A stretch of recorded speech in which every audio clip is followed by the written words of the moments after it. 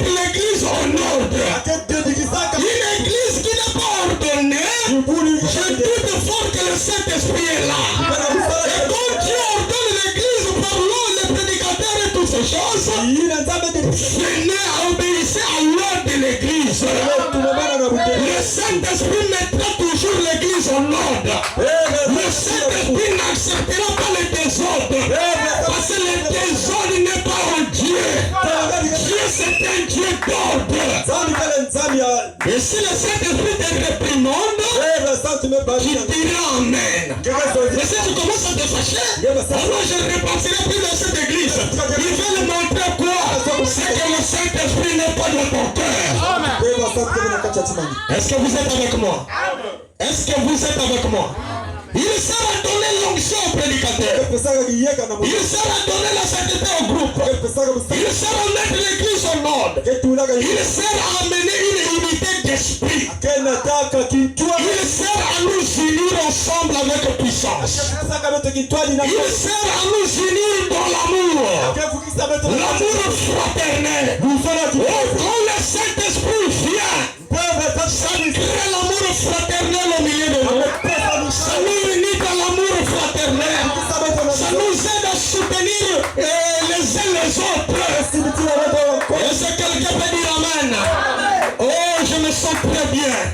Peu importe que vous soyez méthodiste, baptiste, presbytérien, luthérien, quoi que vous soyez, si nous avons été baptisés par un seul Saint-Esprit pour former un seul corps et que nous sommes devenus membres du corps de Jésus-Christ, non pas propre de suspension, il y a ni des choses présentes, ni des choses à venir, ni la fin, ni la famille. Rien ne peut nous séparer de l'amour de Dieu, l'amour de Christ, l'amour de Dieu qui est en Christ. Parce que nous sommes nés de son esprit, lavés dans son sang. Nous sommes une nouvelle créature.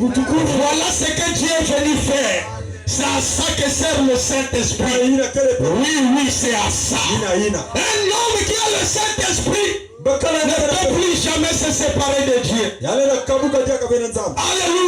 Il suivra la parole jusqu'à la fin de sa vie. Est-ce que je peux entendre un amen? Frère Branham parle de l'histoire de quelqu'un ici. On l'a fait pourvu par Dieu. Donc la foi de Dieu qui a été frayée pour nous. Paragraphe 91. Il dit un jour une petite fille descendait la rue. Elle a dit, oh alléluia, alléluia, alléluia. Elle venait de recevoir le Saint-Esprit. Il y avait donc un vieux infidèle assis dans un coin. Il a dit, qu'est-ce qui te rend si heureuse petite? Elle a dit, oh je viens d'être sauvé.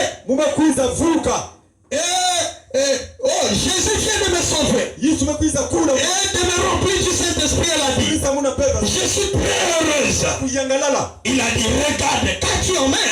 Elle a dit ma Bible. Il a dit, crois-tu cela? La sœur dit, assurément. Le fidèle lui dit, crois-tu tout cela?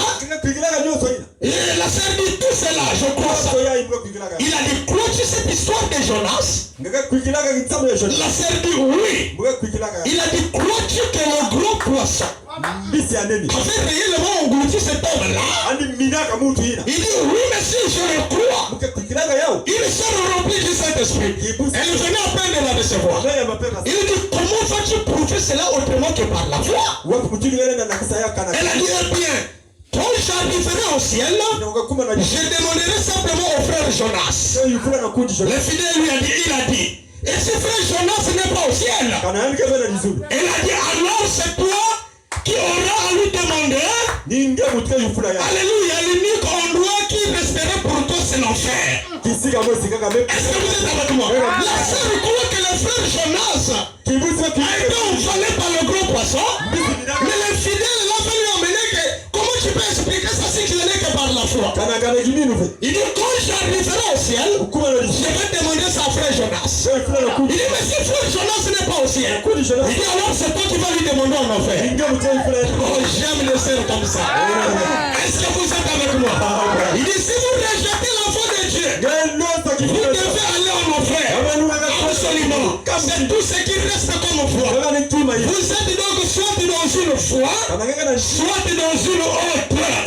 Quelqu'un ne peut pas marcher sur deux fois à la fois. Soit sur la foi de Dieu, qui t'emmènera à demander à frère Jonas. Frère Jonas, ce jour-là, comment c'était? Ou soit tu es dans une autre foi. Est-ce que quelqu'un est avec moi? Frère Branham dit nos questions et réponses sur la jeunesse. Paragraphe 193. Il dit, je lui ai répondu. Je viens de poser les mains à Human à plein. Là-bas, il a reçu le baptême du Saint-Esprit. C'est d'autres juifs comme ça. En pleurant, cassant le verre sur la table. Du salon et ses larmes furent une grande flaque là. Ils disent tous, frère Branham, comment pouvons-nous recevoir le Saint-Esprit? Des érudits très spéciaux, efficaces. Les meilleurs du pays. Et je dis la manière apostolique de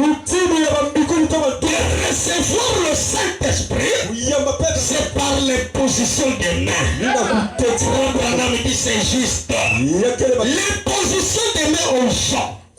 Anania allait poser les mains à Paul pour que celui-ci recouvre la vie, et qu'il soit rempli du Saint-Esprit. Philippe alla prêcher là-bas et il baptisa tout un groupe au nom de Jésus-Christ.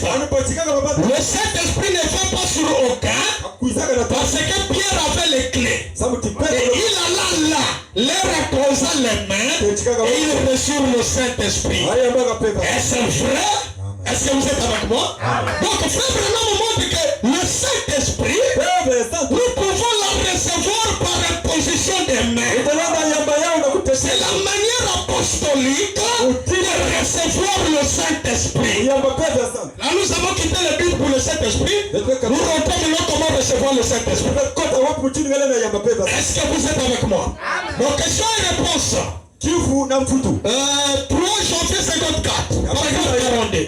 Il dit maintenant, vous ne devez pas nécessairement être baptisé pour recevoir le Saint-Esprit, parce que vous pouvez recevoir le Saint-Esprit dès que votre cœur est en ordre. Donc le Saint-Esprit se reçoit par la position des mains. Ici, frère Branham aussi montre encore que dès que ton cœur est en ordre avec Dieu, tu peux recevoir le Saint-Esprit. Donc quand un homme se répond, libère son cœur, le Saint-Esprit peut aussi rentrer. Est-ce que vous êtes avec moi? Est-ce que quelqu'un est avec moi? Voyez-vous?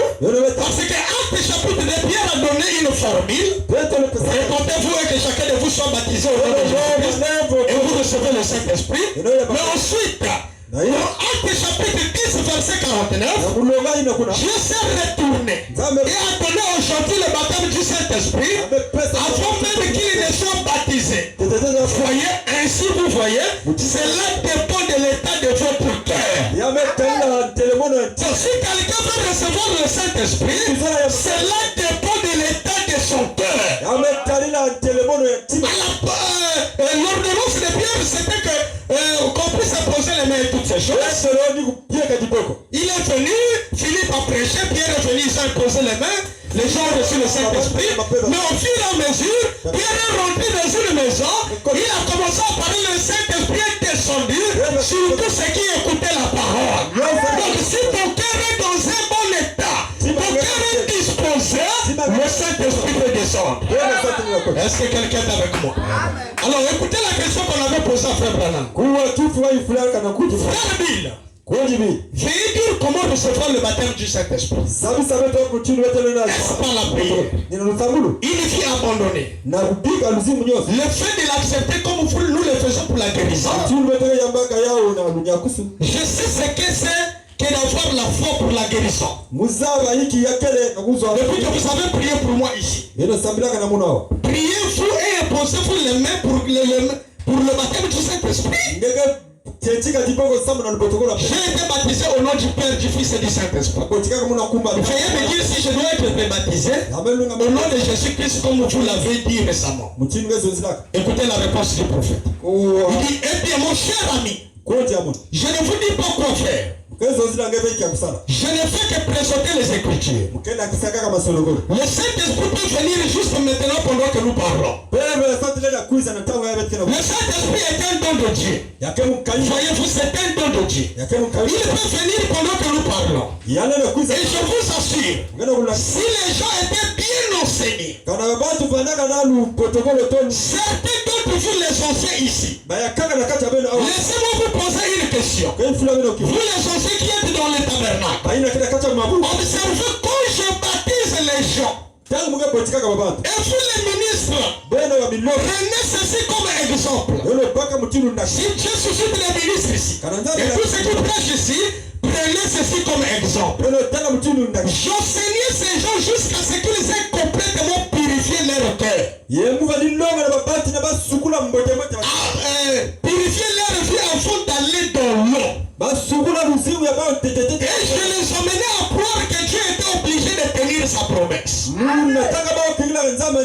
Aussitôt qu'ils étaient baptisés au nom de Jésus-Christ, le Saint-Esprit était là même pour recevoir cela. Et dès qu'ils sortaient de l'eau, ils recevaient le Saint-Esprit.